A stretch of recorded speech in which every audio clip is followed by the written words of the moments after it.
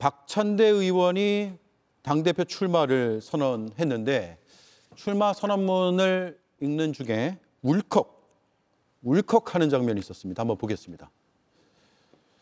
저 박찬대 집권여당인 더불어민주당 당대표에 도전합니다.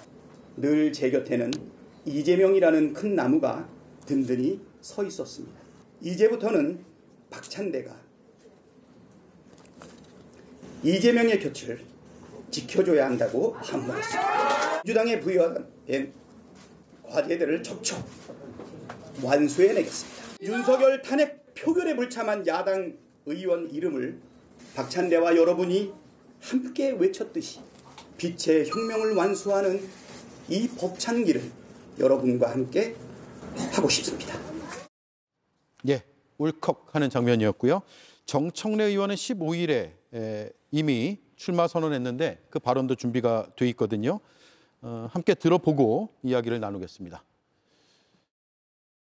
이재명 대통령과 저는 정치의 방향과 속도가 맞는 동지이자 베스트 프렌드입니다. 최고의 당정대 관계로 정부와 대통령실과 호흡을 맞추겠습니다. 제21대 국회에서는 수석 최고위원으로 이재명 대표의 가장 지근거린 옆자리 짝꿍으로 이재명 대표를 곁에서 지켰고 제22대 국회에서는 법사위원장으로서 아무도 가보지 않은 길을 열었습니다. 오로지 이재명 정부의 성공만을 위해서 뛰겠습니다. 싸움은 제가 할 테니 대통령은 일만 하십시오.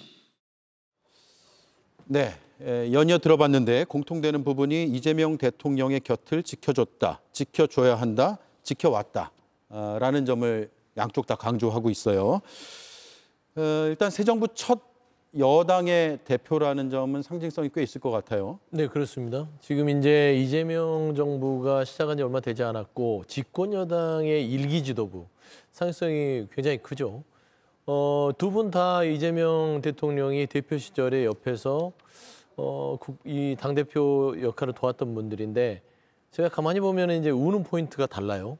박찬대 의원이 이제 뒤늦게 출마 선언을 했는데 출마 선언하면서 울컥했고 예. 최근에 정청래 의원 같은 경우는 봉하마을에 가서 울컥하고 라는 어떤 우는 포인트가 다르긴 한데 사실상 두 분 다 이재명 대통령을 누가 더 잘 지지하고 지원하고 건전한 당정관계를 이끌 수 있느냐는 부분에서 당원들에게 지금 호소를 하고 있는데 제가 봐서는 역시 출마선은 좀 늦게 하는 게 낫겠다. 예. 왜 그러냐면 먼저 해버리면 이게 좀 빈 곳이 보여요. 그걸 보완해서 박찬대 의원 같은 경우는 오늘 출마 선언을 했는데 제가 주목하는 점은 오늘의 어떤 그 자료화면에서는 이재명 대표에 대한 관계성과 본인들이 어떤 역할을 하겠다는 것도 있지만 박찬대 의원은 정청래 의원이 하지 않는 부분을 오늘 채웠습니다. 그게 어떤 대목이냐면 앞으로 집권 여당인 민주당은 이런 길을 가겠다. 그 비전을 제시했어요. 그게 대표적으로 이 문구가 있습니다. 독선과 조급함으로 될 일도 안 되게 하진 않겠다. 그리고 개혁의 중심에 서겠다. 예. 통합과 포용에 대한 이야기를 하겠다. 그러니까 이재명 대통령에 대한 옆에서의 지지 플러스 민주당 집권 여당으로서의 어떤 비전을 동시에 보완해서 메시지를 던졌다는 점에서 아무래도 늦게 출발한 게 더 득이 되지 않았냐라고 네. 저는 좀 판단이 됩니다. 예. 양자구도인가요? 아니면 더 출마할 후보자가 있을까요? 없을 것 같습니다. 예. 없을 것 같은데요. 우리 서영주 대변인이 말씀을 굉장히 논리정연하게 잘 하셨는데 저도 동의가 되는 게 이런 부분입니다. 야당의 대표이든 여당의 대표이든 정당 대표는 국가 지도자급입니다. 그리고 대통령제 국가이기 때문에 그냥 대통령을 보좌하겠다, 잘 되도록 하겠다 이상을 넘어서서 예. 자기 정체성을 보여줘야 됩니다. 정치에서의 정체성이라고 하는 것은 거시경제로서의 안목, 그다음에 노동과 복지 등 사회정책으로서의 구조적 시스템 이 정도 이야기를 해줘야 되는 겁니다. 즉 나는 국정 운영의 내 방향도 갖고 있고 내 방향을 가지고 대통령을 지원하거나 여당이지만 때로는 다른 목소리도 낼 수 있다. 이런 생각을 가지고 시작을 해야 된단 말입니다. 그런 부분에서 두 분의 목소리가 살짝 좀 다른 측면이 있지 않았나 뭐 이런 생각이 들고요. 앞으로 저는 경쟁을 해가면서 이런 부분들이 좀 더 분명하게 자기 정체성을 드러냈으면 좋겠어요. 그 부분에 있어서 저는 내가 관리형이냐 아니면 차기 지도자형이냐 이런 부분들도 이야기를 했으면 좋겠습니다. 네. 그렇지 않다면은 여당은 또 청와대의 종속품이 된다. 이런 야당의 비판을 받을 수 있거든요. 분명히 자기 정체성이 있어야 됩니다. 예. 어느 정부든 첫 취임하고 나서 첫 여당의 대표는 대통령하고 좀 뭐 물리적으로든 뭐 아니면 여러 뭐 심리적으로든 거리가 가까운 인사들이 되지 않았나요? 어떻습니까? 물론 지금도 보면은 찐명 경쟁이라고 볼 수 있잖아요. 예. 두 분 다 내가 이재명 대통령과 더 가깝다. 뭐 이런 식으로 캠페인을 하시는 것 같은데 노골적으로 말씀드리자면은 야당 입장에서는 정청래 의원이 대표되는 게 좋고요. 아 그래요? 국민의 한 사람으로서는 박찬대가 훨씬 낫겠죠. 아 그래요? 왜냐하면 두 분의 저 메시지를 들어보면 이제 그 방향성이 나오는데 정청래 의원 후보 같은 경우에는 싸우겠다잖아요.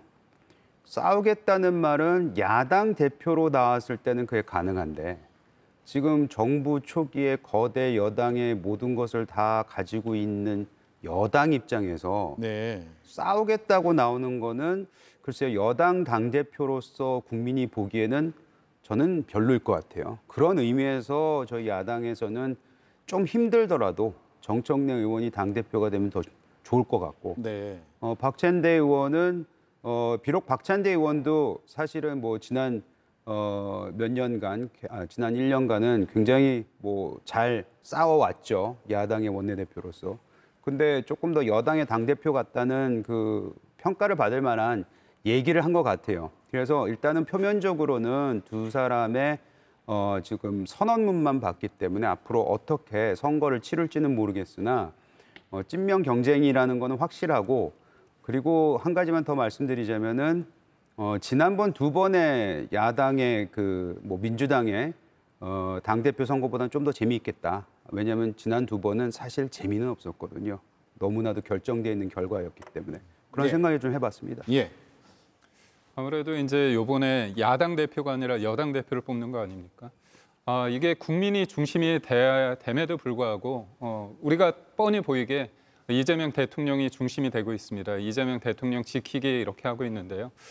결국 본의 아니게 이재명 대통령의 마음이 되게 중요합니다. 그렇다면 내재적 접근, 이재명 대통령의 입장에서 봤을 때 박찬대 의원이 난지 정청래 의원이 좋은지는 본인이 대통령이 됐기 때문에 싸우는 사람보다는 지키는 사람이 더 나을 수 있다는 좀 생각을 합니다. 이번에 제가 볼 때는 박찬대 의원이 전략을 나름대로 잘 세운 것 같은데 원팀이라는 얘기를 좀 많이 했습니다. 근데 정청래 의원 같은 경우는 본인이 곧 이재명이 정청래고 정청래가 이재명이라고 얘기를 한 거죠. 예. 그러니까 모든 사람들은 대통령 입장에서는 앵커링 효과가 있거든요. 정청래 의원 입장도 앵커링 효과가 있습니다. 예전에 정청래 의원 같을 때 이재명 대통령을 예전에 어떻게 봤는가. 지금 이른바 왕수박 논란으로 그런 얘기가 돌지 않습니까? 이재명 경기도지사가 말하면 항상 뭐 분란이 있다 이런 얘기가 지금 돌고 있습니다. 그건 뭐냐면 예전에 지금의 현직 대통령인 이재명 대통령이 성남시장과 경기도지사 때 정청래 의원은 상대적으로 정치적 어떤 포지셔닝이 위였습니다. 지금이야 대통령과 당대표 도전하는 사람이지만 예전에 그 어떻게 보면 바라보는 시선이 기준점이 있다는 거죠. 그에 비해서 박찬대 의원 같은 경우는 이재명 대통령이 당대표 시절부터 같이 호흡을 해왔습니다. 그래서 저는 저번에 전당대회 때 왜 정봉주 후보가 1등을 하다가 4등 밖으로 밀려났나 그 입장은 이재명 당시 대표 입장에서는 최고위원 중에서 잘 싸울 수 있는 전투력은 분명히 정봉주 후보가 있겠지만 자기와 소통할 수 있는 사람은 김민석 최고위원 후보라는 어떤 생각을 했을 겁니다. 그런 차원에서 봤을 때 이재명 대통령 입장에서는 정봉주 후보와 결이 같은 사람이 제가 볼 때는 정청래 후보가 아닐까 그런 생각을 하고요. 그때 김민석 후보가 지금의 박찬대 의원 같은 그런 생각을 하지 않을까. 저는 개인적으로 그렇게 생각합니다. 예. 당 밖에서 보기에는 벌써 두 정치인들의 뭐랄까 경쟁, 조금씩 치열해진다는 느낌을 받는데 당 안에서 실제로 어떻습니까? 그러니까 당 안에서도 당연히 치열할 수밖에 없죠. 어떤 선거든 간에 팽팽하게 붙지 않으면 그건 선거가 아니지 않습니까? 예. 그러니까 지지층이 있는 것이고 그 지지층 내에서도 선호하는 어떤 후보자가 있는 거예요. 네. 그게 존재하지 않으면 경선을 치를 이유가 없습니다. 의원들도 이미 좀 정리가 됐나요? 어느 쪽을 출마 지지한다고? 선언할 때 뒤에 서 있는 의원들이 그 후보자를 예. 지지하는 의원들이에요. 예. 뭐 그거를 뭐 나쁘다고 할 수도 없는 것이고 그렇죠. 또 당내에서도 원내대표 선거를 할 때도 표가 갈리듯이 당대표 선거를 하는데 당연히 갈리죠. 그거는 뭐 그 특이한 현상도 아니고 우려할 것도 아닙니다. 근데 다만 저는 그런 얘기를 하는 것이죠.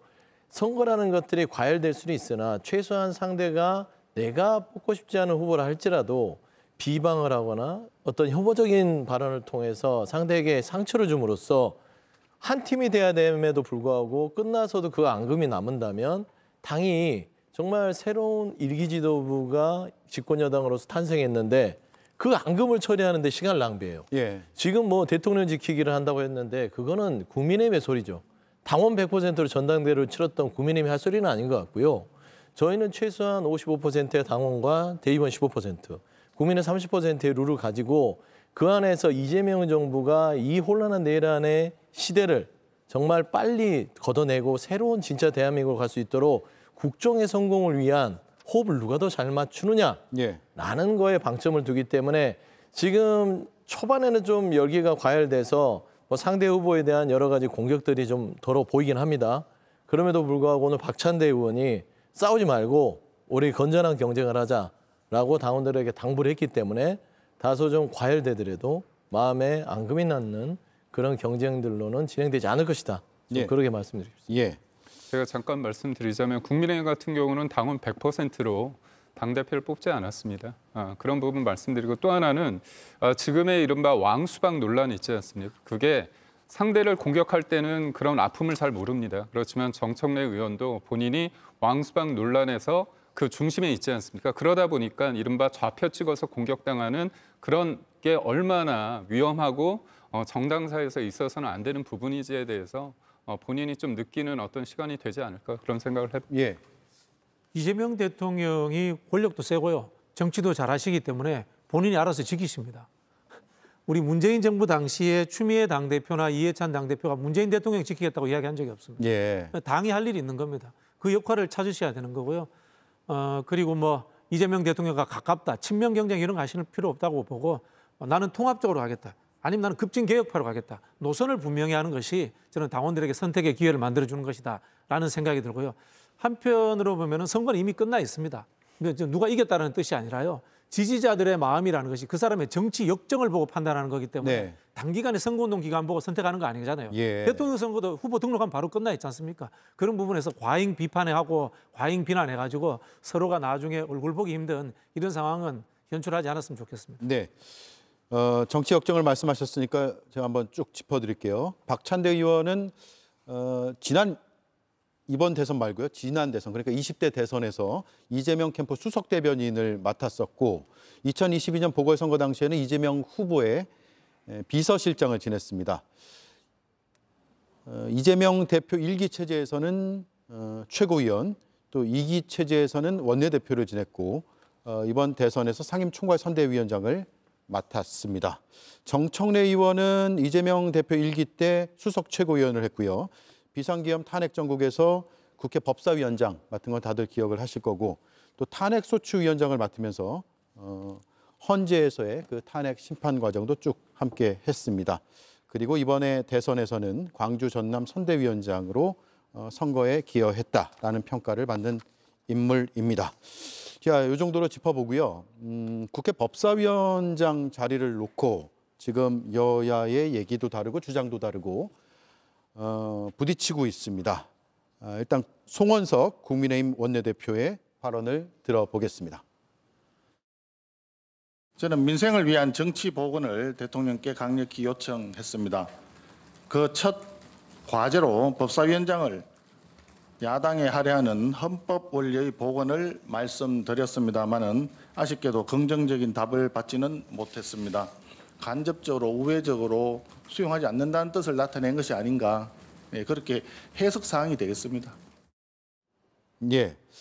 자, 그리고 정청래 아직까지는 법사위원장이죠. 아직 임기가 남아있기 때문에 이번 주 중에 법사위를 열어서 주요 법안들을 처리하겠다 이런 입장도 밝혀놓은 상태입니다. 아마도 상법 개정안 추진을 하지 않을까라는 생각이 들고요.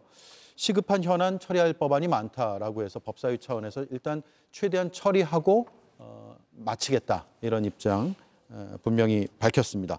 법사위원장직은 국민의힘이 해야 되는 건가요? 아니면 민주당이 한 번 더 하게 돼 있는 거예요? 이거 상당히 주장들이 부딪히거든요. 어떻습니까? 룰이 없습니다. 룰이 없어요. 네, 송원석 대표가 헌법 원리 이야기하는데 헌법 원리가 견제와 균형을 이야기하는 것인지 아니면 다수결의 원칙을 이야기하는 것인지 다수결의 원칙이라면 다수당이 하는 거예요. 그런 부분이 있고요. 사실 보통 이제 임기라는 것이 2년 단위로 바꾸지 않습니까? 예. 그렇게 본다면 1년이 남아 있고요. 또 한편으로 보면은 민주당이 국민의힘에 주고 싶어도 못 주겠어요. 이 내란 세력들과의 연결고리가 아직도 끊어지지 않았고요. 윤석열 정부 당시에 수많은 거부권을 남발하는 데 있어서 그 당시에 국민의힘 의원들이 무슨 역할을 했는가? 민생 아예 파탄 지경이고 정부가 아무것도 안 하지 않았습니까? 그런데도 자기 목소리 한번 낸 적 없는 사람들인데 어떻게 믿을 수가 있습니까? 예를 들면 상법 개정이든지 양곡관리법이든지 이거요 국민의힘에서도 내부에 찬성자들 많습니다. 실제로 자율투표하면 어떻게 나올지도 모르는 그런 그 법안들입니다. 근데 대통령 하나 때문에 윤석열 때문에 전부 다 거부권 했던 거 아닙니까? 즉 윤석열 내란 세력으로서 민생을 팽개쳤다라는 본인들의 정체성을 극복하지 않는다면은 국민을 보고 정치하는 입장에서 주기 어렵다. 저는 이게 현실이라고 봅니다. 예, 룰이 없다. 어떻습니까? 이재용 의원님? 제가 말씀드리자면 예. 계엄 관련해서 모든 것들은 이제 계엄을 원죄인 거죠. 계엄 때문에 모든 부분에 대해서 국민의힘 같은 경우는 말할 자격이 없다. 이렇게 된다면 뭐 환원주의적 사고라고 볼 수밖에 없습니다. 어떤 대화와 타협이 있고 여야의 협치가 있겠습니까? 물론 계엄에 대해서 국민의힘과 민주당이 그걸 바라보고 탄핵에 대한 입장차가 있을 수 있습니다. 근데 그런 것들을 모든 일에 있어서 기준점으로 잡아서 국민의힘 같은 경우는 아무 말도 할 수 없다고 말한다면 더 이상 어떤 얘기가 필요할까 그렇게 말씀을 드리고 싶고요. 또 하나는 이게 보면 관례라는 게 있습니다. 이 관례는 법에 의해서 모든 것이 다 이루어지는 게 아닙니다. 예. 특히나 의회 정치는 법에 더해서 대화와 타협을 통해서 이루어질 만큼 어느 정도의 여백이 필요합니다. 근데 수적 의회에 있어서 너무 일방적으로 하다 보니까 정치가 일종의 설 곳이 없었던 거죠. 그런 측면에서 봤을 때 이게 법사위는 뭐냐면 2004년부터 17대부터 1당은 의장을 했고요. 2당이 법사위를 가졌습니다.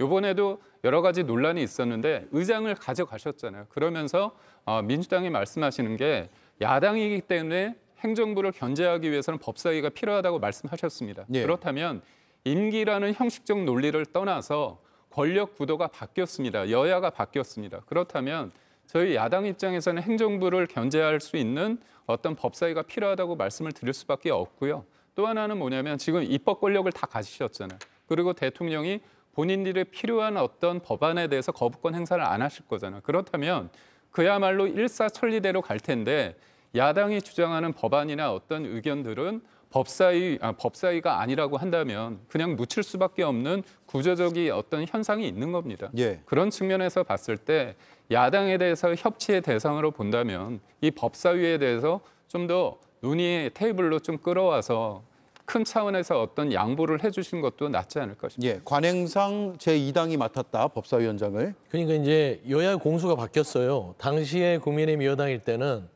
국정의 안정을 위해서는 법사위원장은 우리 국민의힘이 해야 된다. 그렇게 예. 주장했던 주장했던 적이 있어요. 그렇기 때문에 이제 사실상 서로 간의 어떤 관행을 내세워서 이 법사위원장을 나눠 먹자라는 것보다는 국정이 도움이 되는 방향으로 가는 게 맞지 않겠습니까? 관행이 잘못됐다면 고쳐야죠. 그 관행이 잘못되고 여러 가지 문제점을 일으킴에도 불구하고 그걸 가져가야 될까요? 저는 아니라고 봅니다. 오직 정치를 함에 있어서 입법이든 행정이든 국민들이 조금 더 정치의 효능감을 느낄 수 있는 것들 방향으로 가야 되는 것인데 저는 사실상 아이디어를 내자면 전반기에 2년을 하게 돼 있기 때문에 2년을 하되 후반기에 저는 국민의힘한테 주는 게 민주당한테도 좋을 것 같아요.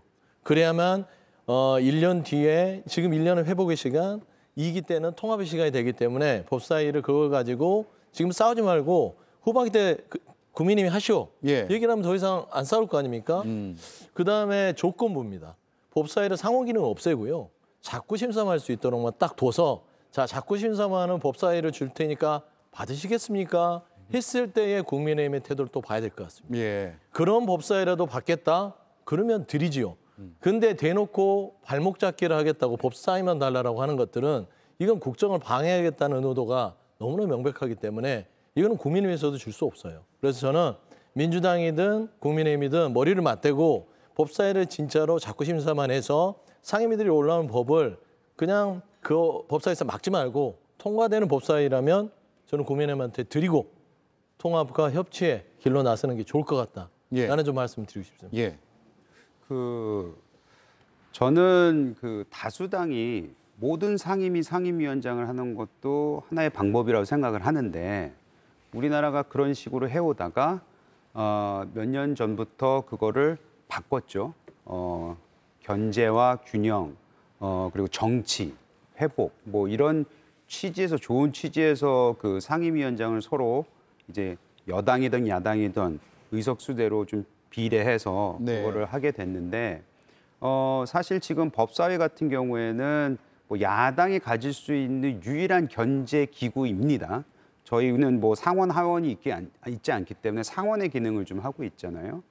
근데 이제 민주당 같은 경우에는 뭐 예를 들어 국민의힘은 너무나도 원죄가 크니까 그것까지 맡길 수 있느냐 그런 주장을 하시는 것 같은데 저희가 뭐 여러 번 겪어왔지만 권력이 과도하게 어디 한 군데 치우치게 되면은 거기에서 꼭 부정부패를 떠나서 과도한 자신감이 생기고 그거에 대한 견제 기능이 아예 없을 때는 그것이 취지는 좋을 수도 있지만 국민한테 잘못되는 그런 정책으로 나타날 수도 있거든요. 예.